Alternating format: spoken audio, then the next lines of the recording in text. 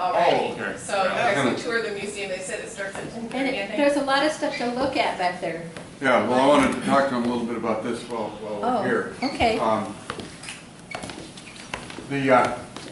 The dial up here on the left is another Ernie Lopez project. That's one of the original dials from the Moeller clock on Callow that we'll see later on. If you look very closely at it, you'll see it's cracked from one end to the other, and it happened in the Nisqually earthquake in 2000, I think it was.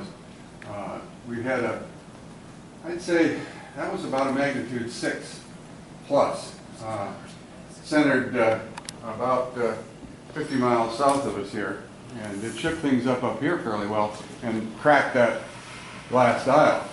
So as part of a clock exhibit that Ernie organized here in 2006, he restored the dial. The numerals are incised in the glass, but all of the paint had gone. So he did those, designed and had the surround built by a fellow up in Polsbo, designed the hands. Then Leon eventually came up with a movement that was nice and reliable. Does everybody know Leon? That's an it's 110 volt quartz, but it corrects for daylight saving time. Never seen it before, but it's been, knock on wood, it's been running for, what, over a year now. And then the clocks over here are the shipyard clocks. Two of them. Seth Thomas, number 62 there, we think was in the Chief Reader's office, and the very unusual Howard, number 74 special, I'll be telling you about in the talk. It is, the Howard number 74 is driving a Mayer slave clock to the right there. That came out of the Frederick and Nelson lunchroom in Seattle. Old, historic Seattle department store that just closed its doors a few years ago. And then another Mayer is around the corner that's being pulsed by that. So Ernie Lopez discovered these, right?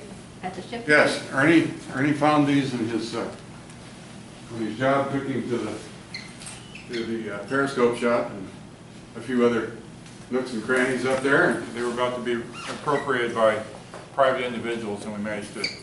So they were very unhappy when they came down off the wall. So I think some other people had designs on them. Take them home. But they're owned by the Navy now. Yeah, they're owned by the Navy Historic Center and has them on long-term loan to us. Leon did all the mechanical restoration work. Ernie did the case restoration, hand rubbed out that case. It had been the victim of many a splattered paint job in the Well, several layers around the edge where it had been painted around for 60, 70 odd years. And the mercury pendulum no longer is mercury. The Navy had removed the mercury pendulum when we became aware of how bad mercury was around any other kinds of metals. But I think that perhaps the pendulum had already broken because there was evidence on the backplate that they had cleaned up a mercury spill. And they had constructed a coffer dam around the pendulum, so the pendulum was swinging inside this lead box. So I guess any residual would be contained. But, and then as you're going around the museum, go around through the village street scene down here.